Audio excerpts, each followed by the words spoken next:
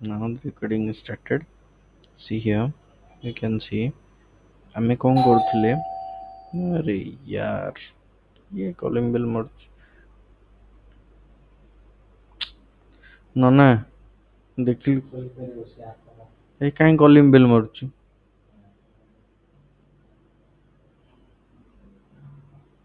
ଠିକ ଅଛି ତ ଏଠି ଦେଖିବା ଆମେ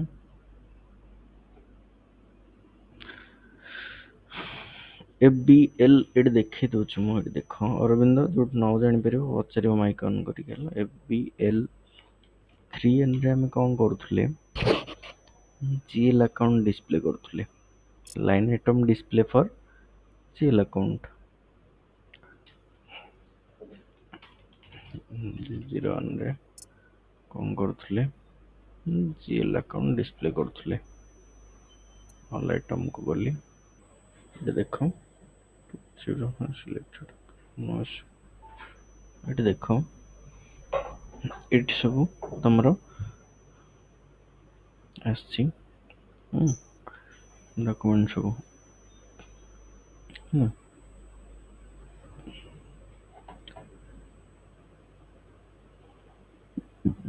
ଗୋଟେ କଣ ଓପନ ଅଛି ଦେଖିବା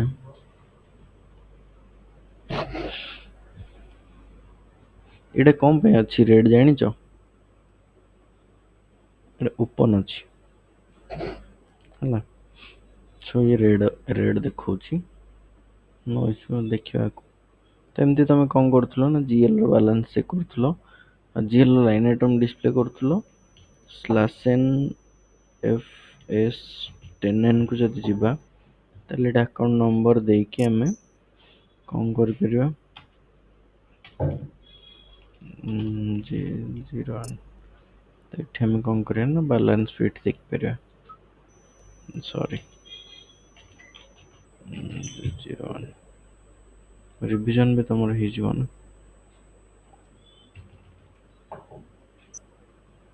ହେଲା ଏଠି ଦେଖ ଦୁଇଟା ପିରିୟड ଏଠି ଶୋ କରୁଛି 2-3 ପିରିୟଡ ହେଲା କ୍ୟୁମୁଲେଟିଭ ବାଲାନ୍ସ ଡେବିଟ୍ କେତେ ହେଇଛି କ୍ରେଡିଟ୍ କେତେ ହେଇଛି ଅଲ୍ ଏଭ୍ରିଥିଙ୍ଗ ଏଠି ତମେ ଦେଖିପାରିବ ୟା ଉପରେ ଡବଲ କ୍ଲିକ୍ କଲେ ଡିଟେଲ ରେ ବି ଦେଖିପାରିବ ହେଲା ଲାଇନ୍ ଆଇଟମ ୟାପରେ ଡିଟେଲ ରେ ତମେ ଦେଖିପାରିବ ପାର୍ଟି ପେମେଣ୍ଟ ହେଇଛି ଡାଉନ୍ ପେମେଣ୍ଟ ହେଇଛି ହେଲା ଅଫସେଟ୍ ଆକାଉଣ୍ଟ ଟାଇପ ଏଠି ଏଭ୍ରିଥିଙ୍ଗ ତମେ ଏଠି ଦେଖିପାରିବ ହେଲା ସେମିତି କଷ୍ଟମରକୁ ଆମେ ଯଦି ଯିବା FBL 5N ହଉଛି କଷ୍ଟମରର ତ ଏଠି ମୁଁ କଣ କରିବି ନା କଷ୍ଟମର ସିଲେକ୍ସନ କରିବି कंपनी कोड ऑलरेडी ଦେଇଛି ମୁଁ ଏଠି कंपनी कोड ଏଠି ବି ଦିଆହେଇଛି ଫିଲ୍ଟର ସ୍କ୍ରିନରେ ତ CX1 କୁ ମୁଁ ଗଲି ଏଠି ଅଲ୍ ଆଇଟମ କୁ ଗଲି ଏଠି ଦେଖ ଗୋଟେ DR ଡକ୍ୟୁମେଣ୍ଟ ଜେନେରେଟ ହେଇଛି ନାରେସନ ଏଠି ଦେଇ ନଥିଲେ କିରେ ଅରବିନ୍ଦ ଟେକ୍ସଟ ଦବା କଥା सेल ऑफ रॉ मटेरियल ହେଲା DR डॉक्यूमेंट रे पेमेंट रिसीव भी करदेले आमे 5,90,000 लाइन आइटम देखि परिबो को डेट रे को डॉक्यूमेंट टाइप एवरीथिंग एट देखि परिबो एईटा को ही तमे मेल रे भी फॉरवर्ड कर परिबो होला किछ असुविधा नै तापरे बाकी हम जदि जिबा /NFT10N को एठी यूज करिया में एटा देखो 5 लाख डेबिट ହେଇଛି 5,90,000 क्रेडिट ହେଇଛି ହେଲା डेबिट क्रेडिट ହେଲା सेल परचेज 5,90,000 बैलेंस कॉलम रे देखो एटी 0 बैलेंस में किछि नै मींस 0 इट मींस जति डेबिट ହେଲା सेति क्रेडिट ହେଲା सेल परचेज ହେଲା 590 रे बैलेंस किछि नै बैलेंस केतेबेले रहिबो ना जदि किछि ओपन थिबो जदि किछि ओपन थिबो ताले सेटा बैलेंस रे शो करे मींस तमे सेल इनवॉइस ଦେଇଥିବ पेमेंट आसी नथिबो दैट टाइम बैलेंस शो करिवो होला कि कम रिसीव करथिबो से टाइम रे बैलेंस रेडी शो करे होला तो एतिक जिंस हैला परे तमे कोन करिवो नेक्स्ट हमरो कांसेप्ट आसुची वेंडर रो debit note and credit note नहीं डेबिट नोट क्रेडिट नोट करिया पे हेले मु कोन करिया पड़िवो हमको दुटा लेजर बनेइबा पड़िवो गोटे होची परचेज रिटर्न आ गोटे सेल रिटर्न राइट तो लेजर केमती बनइबा सिंपली FS00 को जीवो दीटा लेजर एठी बनइबो NG01 रे मु कोन करबी ना इनकम रे गोटे एक्सपेंडिचर दीटा लेजर बनइबी परचेज रिटर्न मीन्स हमर एटा इनकम ट्रीट करिया हम पाखु पैसा आसीबो हमर गोटे प्रकार सेटा कोन अदर इनकम रे भी हम नबा एक्सपेंडिचर हेलानी मीन्स कोन इनकम सेल रिटर्न मीन्स हमर लॉस हम कैश फ्लो हम सब 5 लाख टका सेल आउट करथिले 5 लाख टा हमर कोन डेट अला कोन हमर गोटे करंट एसेट थिला 5 लाख तो आम सेल रिटर्न करवा सेल रिटर्न कले कौन हम कस्टमर आमको गुड्स रिटर्न करदेला इट मीन्स आमको से 5 लाख दबनी से 5 लाख टा कौन है ना रिड्यूस है 450 पर 480 whatever the amount is deducted that will be treated as our loss so it दीटा कौन करिवो ना लेजर बनेबो फर्स्ट हला कॉपी करके को बनेबो कॉपी करके ठी इनकम रे परचेज रिटर्न अकाउंट सिंपली याद रे किछि ये नहीं परचेज रिटर्न बनेबो इनकम 012 रखिबनी 012 की दरकार नहीं 001 दे दबो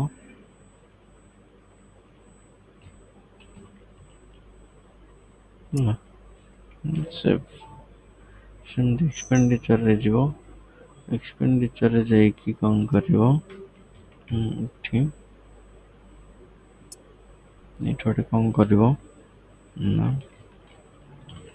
सेल रिटर्न अकाउंट करिवो सेल रिटर्न अकाउंट रे जा भी थियो से सेल रिटर्न नहीं जीवो कंट्रोलर टा nothing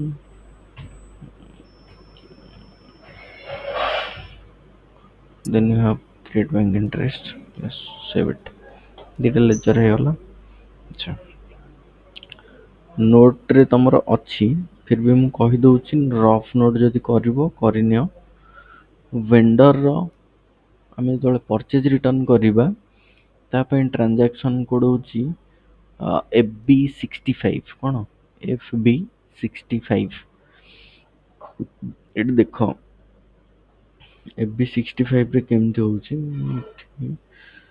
slash n FB65 run करिवो हला एटी क्रेडिट मेमो आसीबो एटी वेंडर सिलेक्शन को अच्छा फर्स्ट हमको इंश्योर करिया पड़ो वेंडर रो आउटस्टैंडिंग अच्छी कि नहीं केते अच्छी सेटा देखिया पड़ो तो परचेज ने करथिले परचेज रिटर्न करिवो परचेजिंग करन थे परचेज रिटर्न कोड करिवो तो फर्स्ट चेक करिवा हमें परचेज किछि हेछि ना नहीं और जदी हेछि कहारो केते टंका हेछि परचेज वेंडर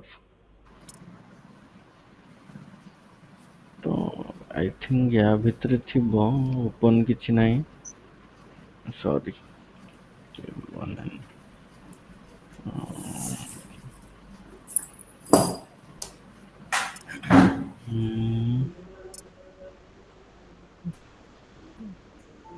हाँ यार गोटे अच्छी एसेट परचेज रे टाटा अछि 50 लाख रही 1 लाख धर हमें कौन करिया 1 लाख हमें क्रेडिट नोट करिया slash n FPL1n slash n FP65 है तो एठी कौन करिवो वेंडर सिलेक्शन करिवो है ना नेशनल पे डॉक्यूमेंट डेट पुट करलो एठी कौन करिवो परचेज रिटर्न लिखिवो purchase return amount let suppose 1 lakh right तर जीएल अकाउंट एटी सिलेक्शन करिवो जीएल अकाउंट को जीएल अकाउंट एटी सिलेक्शन करिवो ना purchase return right purchase return ऊपर है सर 17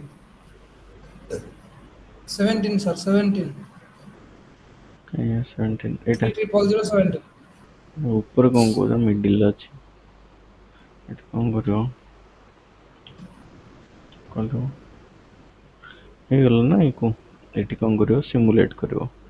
ସିମୁଲେଟ୍ କଲ ଯେତେବେଳେ ଏଠି ଦେଖ ଏଟାକୁ ଲେଖିକି ରଖ ଯୋଉ ଅରବିନ୍ଦ ସ୍ମୃତିରଞ୍ଜନ ଆମେ ଲାଷ୍ଟ କ୍ଲାସରେ ସେ ଭିଡିଓରେ ଅଛି ଆମର ମୃତ୍ୟୁଞ୍ଜୟ ତମେ ଦେଖିବ।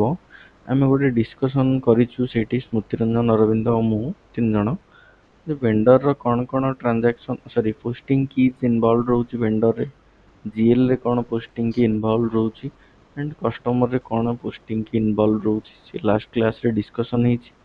ଭିଡିଓ ରିୱାଇଣ୍ଡ କରିକି ଦେଖିବ ଜାଣିପାରିବ ହେଲା। ତ ଏବେ ୟାକୁ ନୋଟ୍ କରିକି ରଖ ହେଲା। ଲେଖିବ ନୋଟରେ କେମିତି ଲେଖିବ ରଫରେ at the time of debit note at the time of debit note debit note ଟାଇମରେ କଣ ହବ ନା ପୁରା ସିନାରିଓ ଏଇଟା ଲେଖିବ 21 ଅଶୋକ ଲିଲାଣ୍ଡ 1 ଲାख ଡେବିଟ୍ ହେଲା 50 ଏମିତି ଲେଖିବ ସବଲେଜର ଆକାଉଣ୍ଟ ଡେବିଟ୍ ହେଲେ 21 ଆଉ ପରଚେଜ ରିଟର୍ନ ଟା ତ obviously ଆମର GL କ୍ରେଡିଟ୍ ହେଲା ମାନେ 50।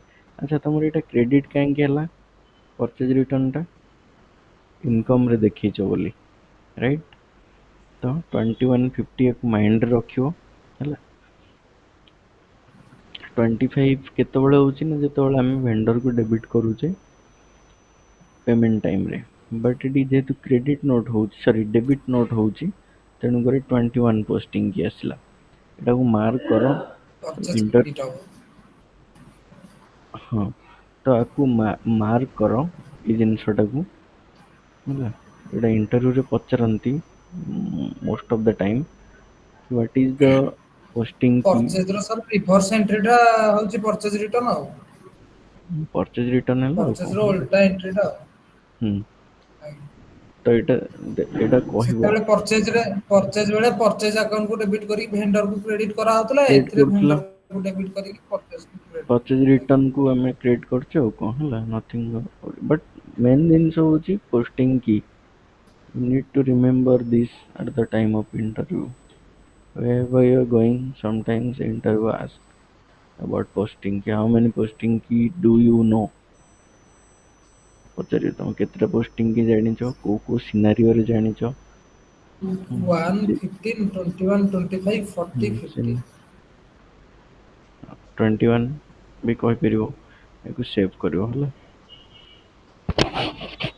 ଏକୁ ସେଭ୍ କରିବ ସେଭ୍ କଲା ପରେ ତମେ ଏଠି ଯଦି ଭେଣ୍ଡରକୁ 1 ସେକେଣ୍ଡ ଏଠି ଯାଇକି ଦେଖିବ ଚେକ୍ କରିବ FBL1N ରେ ଏଠି ମୁଁ ଯଦି ଦେଖୁଛି ଏଠି ଦେଖ ଏଠି ପରଚେଜ ରିଟର୍ନ ହେଇଗଲା ନା ତ ଏଠି 4 ଲାख ସରି 50 ଲାख ଥିଲା ନା 49 ଲାख ରହିଲା obviously ମୁଁ 5 ଲାख ସରି ନୋ ଇସ୍ୟୁ 1 ଲାख ରେ ପରଚେଜ ରିଟର୍ନ ଆସିଲା। ଆଉ ଆଉଟଷ୍ଟାଣ୍ଡିଂ କେତେ ରହିଲା 50 ଲାख ରୁ କମିକି 49 lakhs ରହିଲା ତାକୁ 49 lakhs ପେମେଣ୍ଟ କରିବ ହେଲା। ସେମିତି ତମେ ଯେତେବେଳେ କଷ୍ଟମର ର ବା ସେଲ କିଛି କରିଛ ତମ କଷ୍ଟମର ତମକୁ କିଛି ରିଟର୍ନ ଦଉଛି at the time that time ତମେ କଣ କରିବ ନା କ୍ରେଡିଟ ନୋଟ ଦବ ତାକୁ ନା ନାଇଁ ତ କ୍ରେଡିଟ ନୋଟ ଯେତେବେଳେ ଦବ ନା କ୍ରେଡିଟ ନୋଟ ଦେଲା ବେଳେ ତମେ କଣ କରିବ FB75 ୟୁଜ କରିବ କଣ କରିବ ରେ FB75 ୟୁଜ କରିବ ହାଲାକି ମୁଁ ଏବେ ରନ୍ କରୁନି ଫାଷ୍ଟ ଦେଖିବା ଆମେ ସେଲ କଣ କରିଛି ତା ଆଗେନଷ୍ଟରେ ଆମେ କ୍ରେଡିଟ ନୋଟ କରିବା ହଁ ଏଠି ଦେଖ FBL5 pen slash n FBL5 pen customer line item display ଟିକେ ଏକ୍ଜିକ୍ୟୁଟ କରିବ।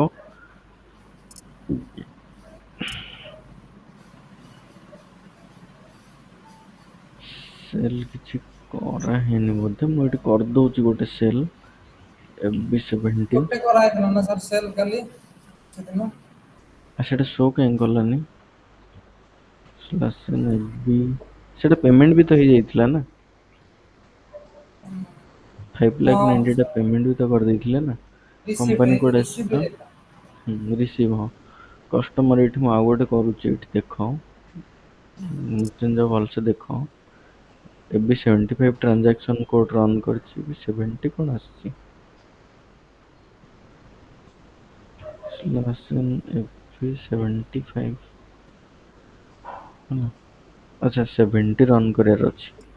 ସ୍ଲାସ୍ ଏନ୍ FB 70 ସରି, ତ 70 ରନ୍ କରିବି ଏଠି। ଏଠି ଦେଖ ଶୋ କରୁଛି ମୁଁ। ତ ଏଠି ମୁଁ କଷ୍ଟମରକୁ ନେଇକି ଆସିବି ଫାଷ୍ଟ। କଷ୍ଟମରକୁ ଯେତେବେଳେ ନେଇକି ଆସିବି ହେଲା, କଷ୍ଟମରକୁ ନେଇକି ଆସିଲେ ମୁଁ ଏଠିକି ଇନଭଏସ୍ ଡେଟ୍ ପୁଟ୍ କରିବି ଏଠି। ତମର ଲାଷ୍ଟ ଭିଡ଼ିଓରେ ମୁଁ ଡିଟେଲରେ ଡିସ୍କସନ୍ କରିଛି ହେଲା। ଲେଟ୍ ସପୋଜ୍ 5 ଲାଖ ର ମୁଁ ପରଚେଜ କରୁଛି, ସେଲ୍ ଅଫ୍ ର ମେଟେରିଆଲ କରୁଛି 5 ଲାଖ ର, ଜିଏଲ୍ ଆକାଉଣ୍ଟ ସେଲ୍ ଆକାଉଣ୍ଟ ଏଠି ୟୁଜ୍ କରିବି ହେଲା। 16। ଅଛି ଏଇଟା ଛୋଟ ଛୋଟ ଜିନିଷ ବଟ୍ ବହୁତ ଇମ୍ପୋର୍ଟାଣ୍ଟ। ସିମୁଲେଟ୍ କରିବ 0150 ସେଲ୍ ହେଲା, ପୋଷ୍ଟିଂ ଏଭ୍ରିଥିଙ୍ଗ ହେଡର ଡାଟାରେ ଅଛି। ସେଭ୍ କରିବ। ସେଭ୍ କରିସାରିଲା ପରେ ମୁଁ ଏଠି ରନ୍ କରୁଛି ସ୍ଲାସ୍ ଏନ୍ FBL5N ହେଲା। ଏକୁ ଏକ୍ଜିକ୍ୟୁଟ୍ କଲି। ଏଠି ଦେଖ 50 ଲାଖ ମତେ କଣ ଦେଖେଇଲା ରେ ଏଠି 50 ଲାଖ 5 ଦେଖେଇଲା lakh ହଁ ସରି 5 lakh 5 ଲାଖ 5 ଲାଖ ଦେଖେଇଲା ମତେ ଏଠି କ୍ରେଡିଟ୍ ବାଲାନ୍ସ। ସେଲ୍ ଅଫ୍ ର ମେଟେରିଆଲ 5 ଲାଖ ରାଇଟ୍। ଡିଆର୍ ଡକ୍ୟୁମେଣ୍ଟ ହଉଛି ଆମର ସେଲ୍ ପାଇଁକା, ଡିଜେଡ୍ ହଉଛି ରିସିପ୍ଟ ପାଇଁକା। receipt ପାଇଁକା। ଠିକ୍ ଅଛି। ମୃତ୍ୟୁଞ୍ଜୟ ବୁଝି ହଉଛି ନା? 5 ଲାଖ ହେଲା। ତ 5 ଲାଖ ହେଇଗଲା। ମୁଁ ନେକ୍ସଟ ଆଉ ଗୋଟେ ସ୍ଲାଇଡ୍ ଓପନ୍ କରିକି ଏଠି ତାର ପରଚେଜ ରିଟର୍ନ ଟା କଣ ଥିଲା ସାର୍? ଟ୍ରାଞ୍ଜାକ୍ସନ୍ କୋଡ୍ ନାଇଁ ନାଇଁ ସାର୍, ମାନେ ଯେମିତି DZDR ପରଚେଜ ରିଟର୍ନ ଟାର ପରଚେଜ ଟା ତ କେଆର, ହୁଁ କେଆର୍ ପରଚେଜ କେଜେଡ୍ ରିଟର୍ନ ର କଣ? କେଆର୍ କେଜେଡ୍ ଟା କେଜେଡ୍ ତ ରିସିପ୍ଟ ଟା, କେଜେଡ୍ ଟା ଗୋଟେ ତ ସେକେଣ୍ଡ ରିସିପ୍ଟ। ମୁଁ କହିଦଉଛି ଗୋଟେ ପରଚେଜ ସେକେଣ୍ଡ। ସରି ପେମେଣ୍ଟ ର। ପେମେଣ୍ଟର କେଆର୍ କେଜେଡ୍ ଆଜ୍ଞା ଭେଣ୍ଡର ର କେଆର୍ କେଜେଡ୍, କଷ୍ଟମର ର ଡିଆର୍ ଡିଜେଡ୍। ଆଉ ଏସେ ହଉଛି ଏଥିର ଭଲ କୋଶ୍ଚିନ୍ ପଚାରିଲ। ଏଇଟା ଦେଖ KG document, KG. Purchase return note କର କେଜି ଡକ୍ୟୁମେଣ୍ଟ। କେଆର୍ କେଜେଡ୍ ଜାଣିଥିଲ କିଣା ବିକା, ସରି ଆଜ୍ଞା ପରଚେଜ ଆଜ୍ଞା କରିବା ଆଉ ପେମେଣ୍ଟର କେଜି ପରଚେଜ ହଁ ଡକ୍ୟୁମେଣ୍ଟ। ପରଚେଜ କେଜି କରିବା। ଡକ୍ୟୁମେଣ୍ଟ ଗୋଟେ ଆଡ୍ ହେଲା ତମର କେଜି ଡକ୍ୟୁମେଣ୍ଟ, ଯୋଉଟା କି ପରଚେଜ ରିଟର୍ନ ର ଡକ୍ୟୁମେଣ୍ଟ ଟାଇପ। ମୃତ୍ୟୁଞ୍ଜୟ ବୁଝି ହଉଛି ତ? ମୃତ୍ୟୁଞ୍ଜୟ ଅଛି ନା ପଳେଇଲାଣି? ଆଜ୍ଞା ସାର୍ ଅଛି ଅଛି। ଆଛା ବୁଝି ହଉଛି ତ? ଆଜ୍ଞା ଆଜ୍ଞା ସାର୍। ନ ବୁଝିପାରିବ ପଚାରିବ ହେଲା, ସାଇଲେଣ୍ଟ ରହିବନି। ତମର ଲସ୍। ଏଇଟା ନୋଟ କର ହେଲା। ଜାଣିପାରିଲ ଅରବିନ୍ଦ? ତମେ ସାର୍ ଯେତେବେଳେ ଆସୁଛ ନା କ୍ଲାସ କୁ ଟିକେ ନୋଟ କର ହେଲା। ସବୁ ଜିନିଷ ମାଇଣ୍ଡରେ ରଖି ହୁଏ ନା, ନୋଟ ବି କରିବାକୁ ପଡେ। ତ ଇମ୍ପୋର୍ଟାଣ୍ଟ ଜିନିଷ ମୁଁ ଏଇ ଯୋଉ ଏଗୁଡା କେତେ ଇମ୍ପୋର୍ଟାଣ୍ଟ ତମେ ସେତେବେଳେ ଫିଲ୍ କରିବ ଯେତେବେଳେ ତମେ ଗୋଟେ ଇଣ୍ଟରଭ୍ୟୁ ଫେସ୍ କରିବ ଆଉ ସେଠି ସିଲି ଜିନିଷ ପଚାରୁଥିବେ ତୁମକୁ ଆସୁନଥିବ, ମନେ ପଡୁନଥିବ, ସେତେବେଳେ ଫେସ୍ କରିବ। ଏବେ ତମେ ଜାଣିପାରିବନି। and this one is and this one is slash n fb75। ଏଠି ମୁଁ କଣ କରିବି ନା C6 କୁ ଆଣିକି ଆସିବି ଆଉ ୟା ଦେହରେ ମୁଁ ସେଲ୍ ରିଟର୍ନ କରିବି 1 ଲାଖ ର ହେଲା। 10,000 ଥିଲେ 1 ଲାଖ, ଠିକ ଅଛି। ସେଲ୍ ଅଫ୍ ର ମେଟେରିଆଲ ସେଲ୍ ରିଟର୍ନ, ଏଠି ସେଲ୍ ରିଟର୍ନ ର କଣ ନେଇକି ଆସିବ, ସେଲ୍ ରିଟର୍ନ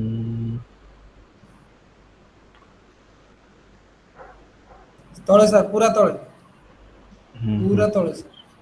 ସେଲ୍ ରିଟର୍ନ ଏଇଟା ଏଠି କପି କରିକି ପୁଟ୍ କରିବ।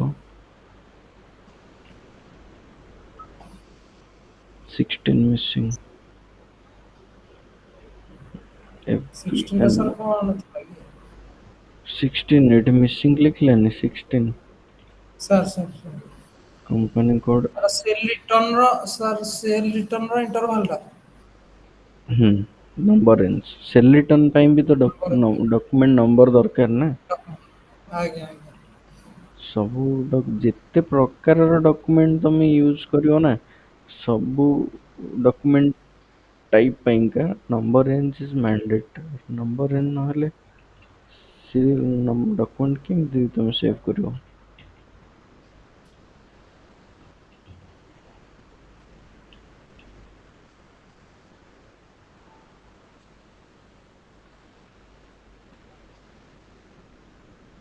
this one ଆଉ ଗୋଟେ ଏଟା କଣ ଅଛି?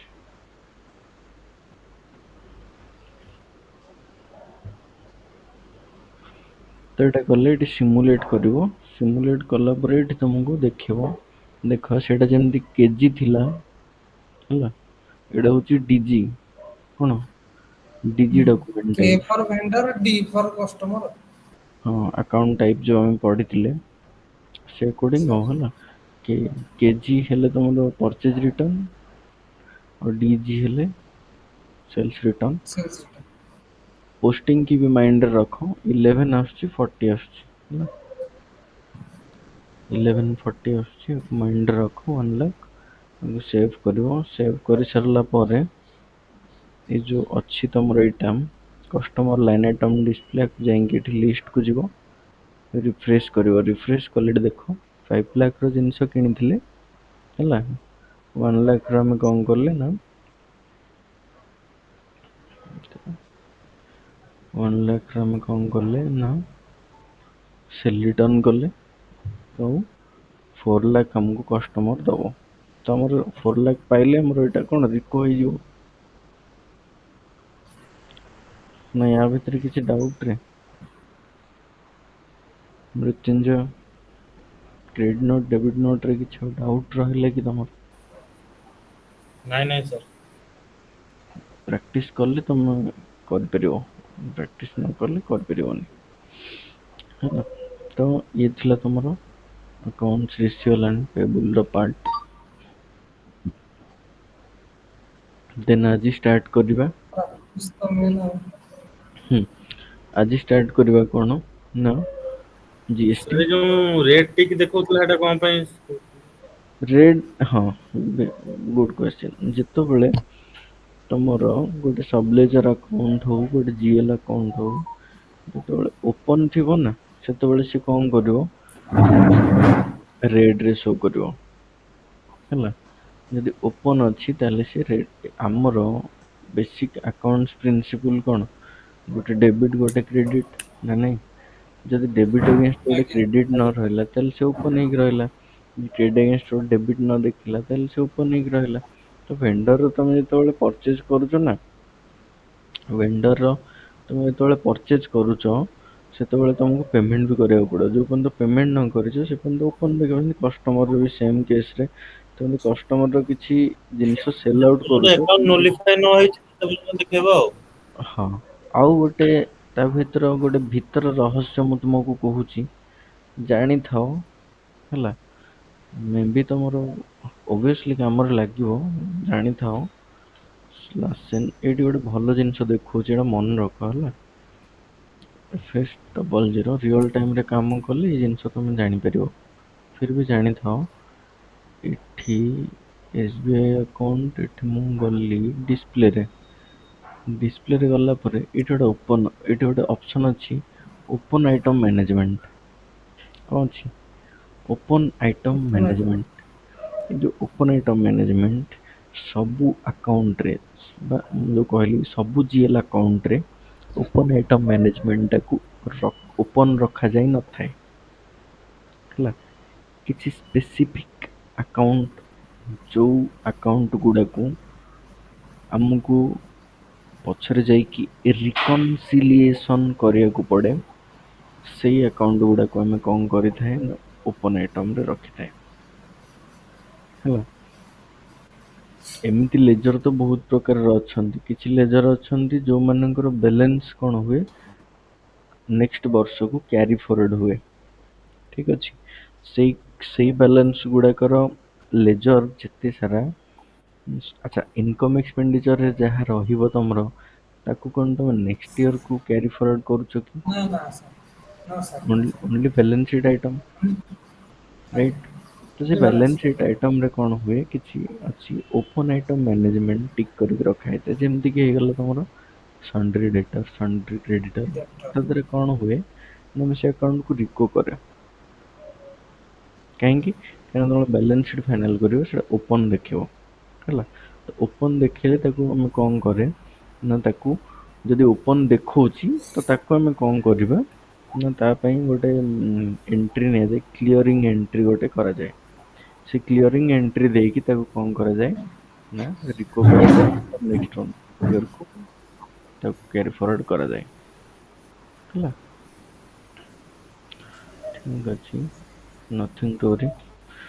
ତ ଆମେ ଏବେ କଣ କରିବା ନା ଜିଏସଟି ର ଆଜି ଥିଓରି ପାର୍ଟ ଟା ମୁଁ ତମକୁ କହିଦଉଛି ଓଭର ରେକର୍ଡିଂ, ରାଇଟ? ଦେନ୍ ଆମେ କଣ ସାର୍ କରିବା ନା ସ୍ମୃତି ରଞ୍ଜନ ଆସିଲେ ଆମେ କଣ୍ଟିନ୍ୟୁ କରିବା କନଫିଗରେସନ, ରାଇଟ? ତମର ଆକାଉଣ୍ଟ ପେବୁଲ ରିସିଏବୁଲ ପଢା ହେଇଗଲା। ଆଚ୍ଛା, ଜିଏସଟି ଟା କଣ ଆକାଉଣ୍ଟ ପେବୁଲ ରେ ଲାଗିବ ଆଉ ରିସିଏବୁଲ ରେ ବି ଲାଗିବ। ତମେ ପରଚେଜ ସାର୍ କଲେ ଜିଏସଟି ଦଉଛ, ସେଲ କଲେ ଜିଏସଟି ଆଜ୍ଞା ନଉଛ। ନଉଛ ନା ୟା ବାଦ ଆଉ କଣ ଅଛି ରେ? obviously ନା ସାର୍ ଆମର ଜିଏସଟି ଟା both for accounts payable and receivable applicable। ଆଚ୍ଛା, ତାର କନଫିଗରେସନ ଆମେ କେମିତି କରିବା? କୋଉଠି ନା ଏସଏପି ଭିତରେ, ରାଇଟ? ଏସଏପି ଭିତରେ ତାର କନଫିଗରେସନ କେମିତି କରିବା? ତା ପାଇଁ ମେନଲି ଆମର ସାତଟା ପାର୍ଟରେ ଆମେ ତାକୁ କନଫିଗର କରିବା। ସାତଟା ଯାକ ପାର୍ଟ ବହୁତ ଇଜି ବୁଝିବା ପାଇଁ, ହେଲା। ଆଉ ସବୁ କନଫିଗରେସନ ଗୁଡାକ ଇଣ୍ଟରଲିଙ୍କଡ, ହେଲା। ତ କେମିତି ଇଣ୍ଟରଲିଙ୍କ ହଉଛନ୍ତି ସେଇଟା ବି କହିବି, ମନେ ରଖିବ। ଆଉ କାହା ପରେ କୋଉ କନଫିଗରେସନ କଲେ ଆମକୁ ଇଜି ହବ, ମୁଁ ତ ଅବଭିୟସଲି ଗୋଟେ ସିରିଏଲ ମୁଁ ଲେଖିଛି, ବଟ୍ କଣ ପାଇଁ ୟା ପରେ କୋଉ କନଫିଗରେସନ ଟା କରିବା ଆଉ ଇଏ କଣ ଆମକୁ ହେଲ୍ପ କରିବ, ଡିଟେଲରେ ମୁଁ କହିବି, ମନେ ରଖ ଭଲସେ। 10 to 15 ମିନିଟ ଏବେ, ହେଲା।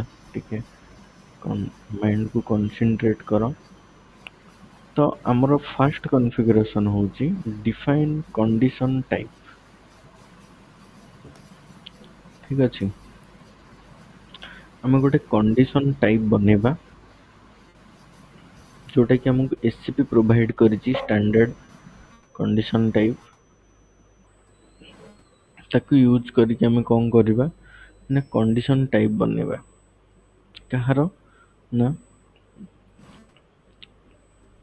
ଇନପୁଟ ସିଜିଏସଟି ର ବନେଇବା, ତା ସହିତ ଆମେ ଆଉଟପୁଟ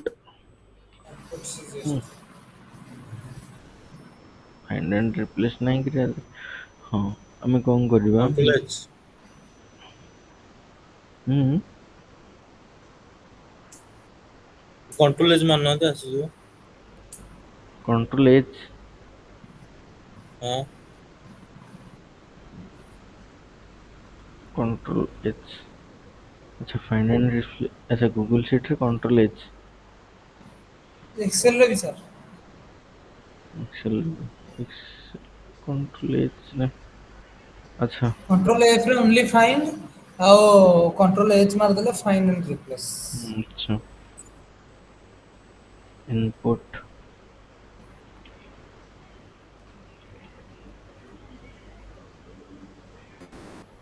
ହୁଁ। ତ ଆମେ କଣ୍ଡିସନ ଟାଇପ ଖାଲି ଇନପୁଟ ର ବନେଇବାନି, ଆଉଟପୁଟ ର ବି ବନେଇବା। ଏସଏପି ଲାଙ୍ଗୁଏଜରେ ଆମେ input CGST, input SGST, input IGST କୁ କେମିତି ଆମେ ଡିରାଇଭ୍ କରିବା ସିଷ୍ଟମ ରେ ଆମର, ତା ପାଇଁ ସେ କହୁଛି ଯେ ତମେ input CGST, input SGST, input IGST and output CGST, SGST, IGST କୁ ଡିଫାଇନ କରୁଛ ଯଦି, ତାହେଲେ ମତେ କଣ୍ଡିସନ ଟାଇପ ପ୍ରୋଭାଇଡ କର, ଏସଏପି କହୁଛି, ରାଇଟ, ଫର ଆଇଡେଣ୍ଟିଫିକେସନ। ଆମେ କଣ କରିବା, ଆମର ଷ୍ଟାଣ୍ଡାର୍ଡ କଣ୍ଡିସନ ଟାଇପ ହଉଛି MWVS for input, and MWAS for output. MWS ଟା ହଉଛି constant, V for input and A for output, right? ତ ମାଇଣ୍ଡ ରଖିବ ଯେମିତି K for vendor, D for customer ଥିଲା, ସେମିତି MWVS MWS ଭିତରେ V for input and A for output ହେଲା। ତ ଇନପୁଟ ଆମେ MWVS କୁ ୟୁଜ କରିକି ଆମେ IGST input, IGST input, CGST input, SGST ବନେଇବା।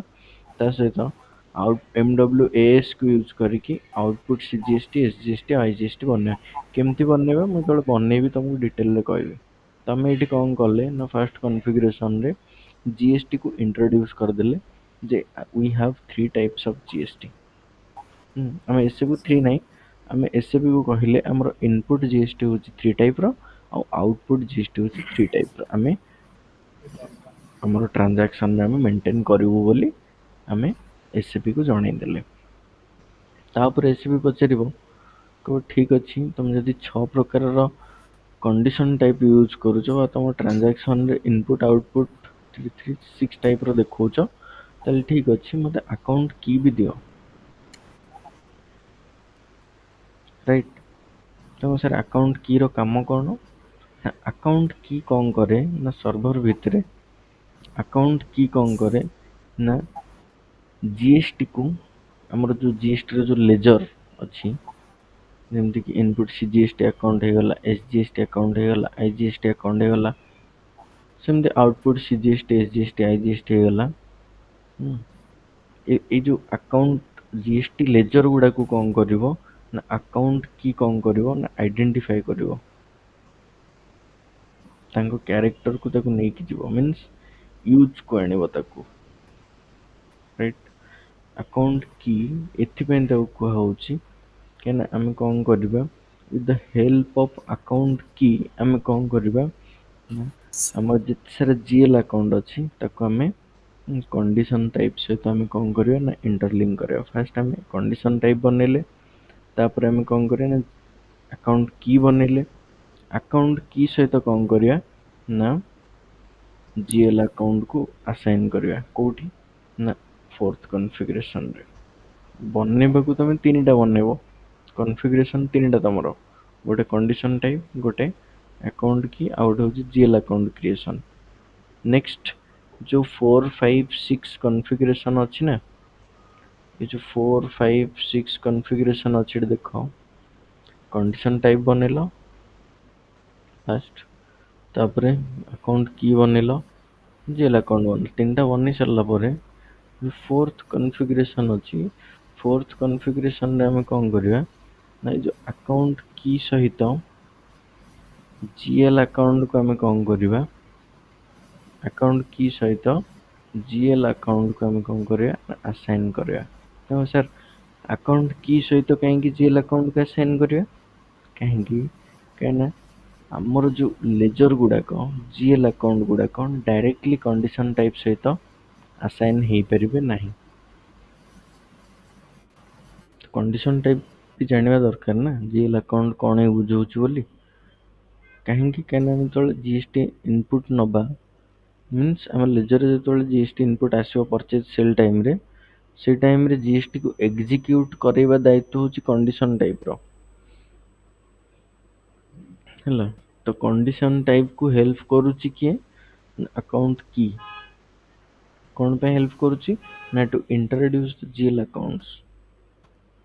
ତ ତିନିଟା ଯାକୁ ଇଣ୍ଟରଲିଙ୍କ କେମିତି କରିବା, ତିନିଟା ଯାକୁ ଇଣ୍ଟରଲିଙ୍କ କରିବା ପାଇଁ ଆମକୁ ଦିଟା କନଫିଗରେସନ ଏକ୍ସଟ୍ରା କରିବାକୁ ପଡିବ। ଫାଷ୍ଟ ହଉଛି ଫୋର୍ଥ କନଫିଗରେସନ ତମର କହୁଛି ଆକାଉଣ୍ଟ ଡିଟରମିନେସନ। ଆକାଉଣ୍ଟ ଡିଟରମିନେସନ ରେ କଣ କରିବା, ଆକାଉଣ୍ଟ କି ସହିତ ଆମେ GL ଆକାଉଣ୍ଟ କୁ କଣ କରିବା, ଏ ଯୋଉ ଆକାଉଣ୍ଟ କି ଅଛି ସିଲେକ୍ଟେଡ ଏରିଆ, ଆକାଉଣ୍ଟ କି ସହିତ GL ଆକାଉଣ୍ଟ କୁ ଆମେ କଣ କରିବା ଆସାଇନ କରିବା ଫୋର୍ଥ କନଫିଗରେସନ ରେ। ଆସାଇନ କରି ସାରିଲା ପରେ କଣ ହବ ନା ଆକାଉଣ୍ଟ କି କୁ କଣ୍ଡିସନ ଟାଇପ ସହିତ ଆମେ ଆସାଇନ କରିବା। କୋଉଥିରେ ନା ଫିଫ୍ଥ କନଫିଗରେସନ ରେ।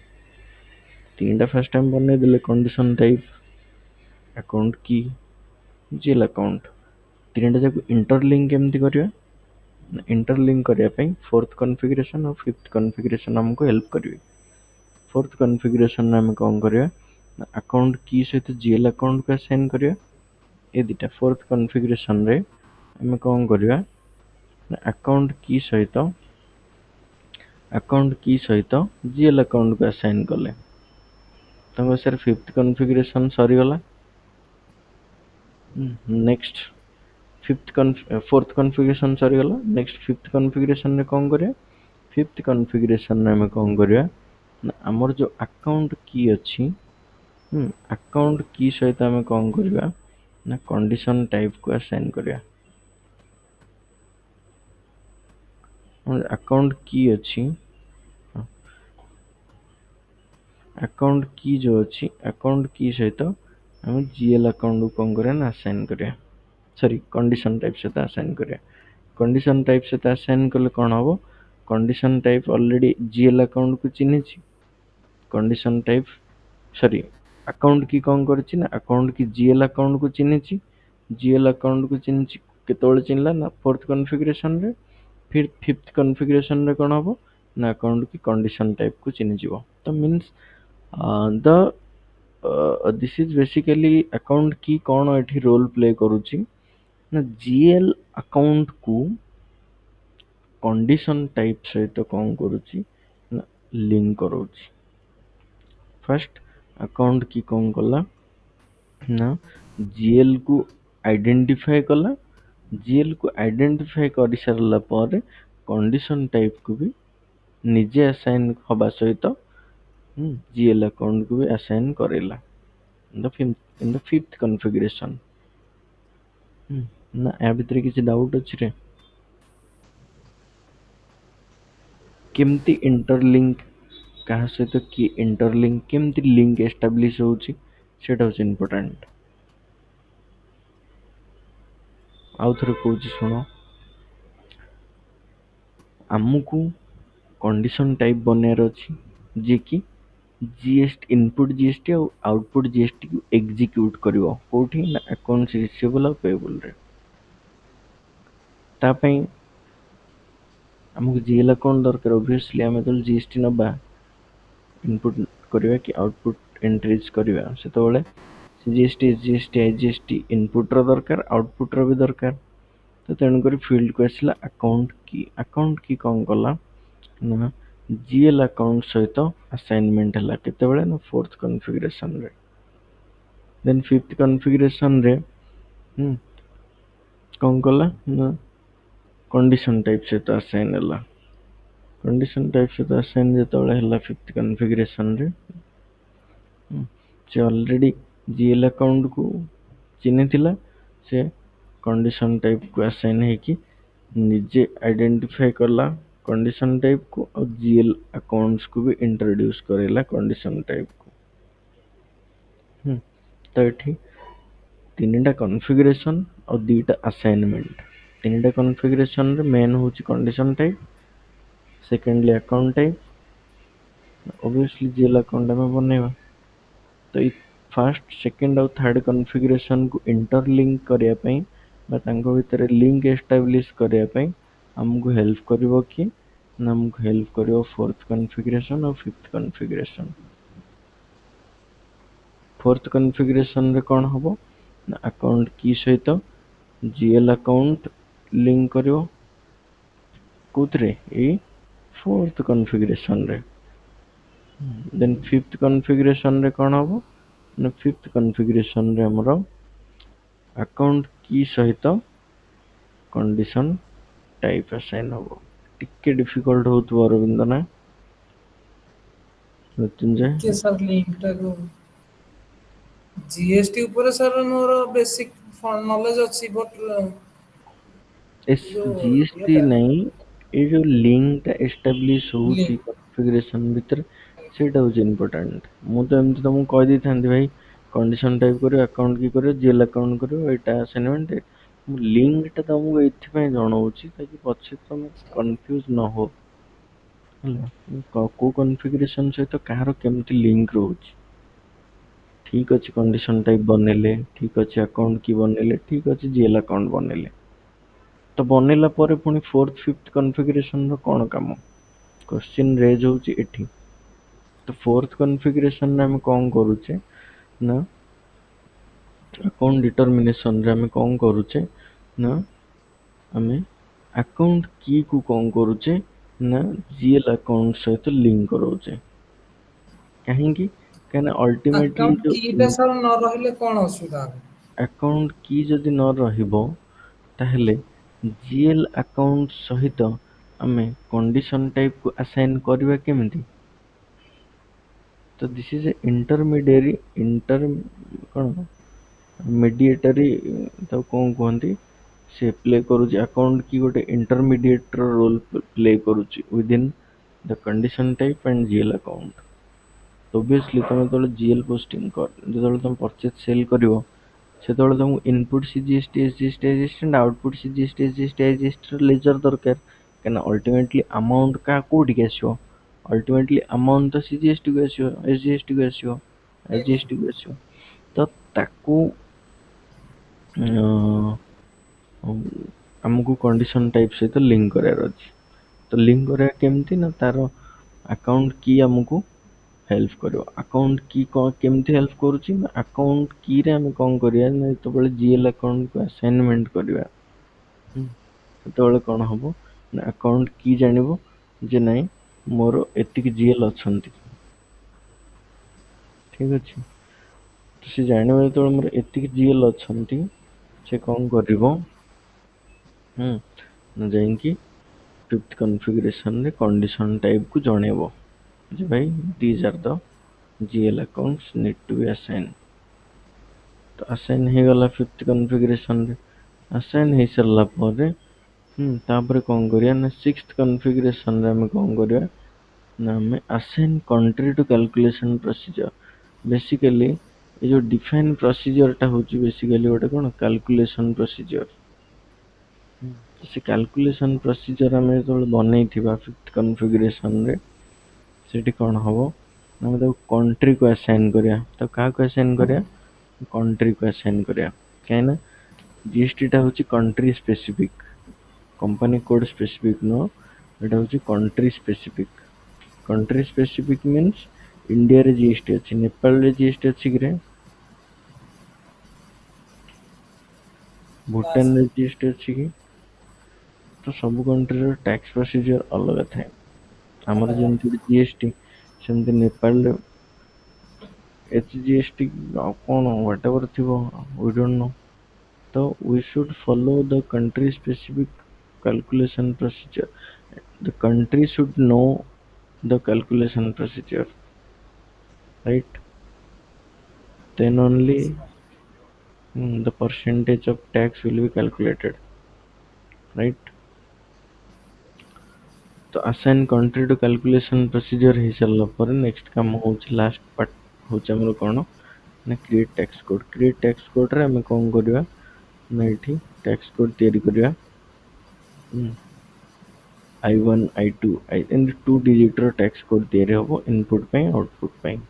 ଦେଇକି define କରିବେ CGST କେତେ percent SGST କେତେ percent। 9 9 18 କି 6 6 12 କି ଅଢ଼େଇ ଅଢ଼େଇ 5 ଇନପୁଟ ର ଆଉଟପୁଟ ର ଟ୍ୟାକ୍ସ କୋଡ ବନେଇବା। ଟ୍ୟାକ୍ସ କୋଡ ବନେଇ ସାରିଲା ପରେ ଆମେ ପୋଷ୍ଟିଂ କରିବା। ଦିଟା ଲାଇନ ଆଇଟମ ଆସୁଥିଲା ବେସିକାଲି, ଗୋଟେ ପରଚେଜ ଆକାଉଣ୍ଟ ଆଉ ଗୋଟେ ଭେଣ୍ଡର। ଏଇ ଦିଟା ଲାଇନ ଆଇଟମ ଆମର ଆସୁଥିଲା। ଗୋଟେ ଦେଖ ଡେବିଟ୍ ଗୋଟେ କ୍ରେଡିଟ୍ ହଉଥିଲା, ଏଠି ଏଠି ପରଚେଜ ସହିତ ଜିଏସଟି ବି ଡେବିଟ୍ ହବ। ଡେବିଟ୍ ହବ। ଏଠି ଚାରିଟା ଲାଇନ ଆଇଟମ ଆସିବ। ପୁଣି ଯେତେବେଳେ ଆମେ ଟିଡିଏସ୍ ସେଲ୍ ପଢିବା ବେଳେ ସେଲ ସେଲ୍ ବେଳେ ସେଲ୍ ହବ ତିନିଟା କ୍ରେଡିଟ୍ ହବ, ଗୋଟେ ସେଲ୍ ଗୋଟେ ଜିଏସଟି ଆଉ ଗୋଟେ ସିଜିଏସଟି ଗୋଟେ ଏସଜିଏସଟି ଗୋଟେ ଯଦି ଆଇଜିଏସଟି ଥିବ ଗୋଟେ ଆଇଜିଏସଟି ଆଉ। ମୃତ୍ୟୁଞ୍ଜୟ ଜାଣି ହଉଛି ନା ରେ? ସେମିତି ତମର ଟିଡିଏସ୍ ଟାଇମ ରେ କଣ ଏଠି ଚାରିଟା ଅଛି, ଟିଡିଏସ୍ ଟାଇମ ରେ ପାଞ୍ଚଟା ପଳେଇ ଆସିବ ଲାଇନ ଆଇଟମ। ଆଜ୍ଞା ଆଜ୍ଞା। ହୁଁ। ଯଦି ଟିଡିଏସ୍ ଥିବ ତ। ତା ଦେହରେ ଟିଡିଏସ୍ ଥିବ ତ ହଁ ପାଞ୍ଚଟା ଲାଇନ ଆଇଟମ ପଳେଇ ଆସିବ। ଏମିତି ସବୁ ହବ ଆଉ କଣ। ୟାର କନଫିଗରେସନ ଆମେ ଷ୍ଟାର୍ଟ କରିବା ନେକ୍ସଟ କ୍ଲାସରେ ହେଲା। ନେକ୍ସଟ କ୍ଲାସରେ ମୁଁ କନଫିଗରେସନ ଷ୍ଟାର୍ଟ କରିଦେବି।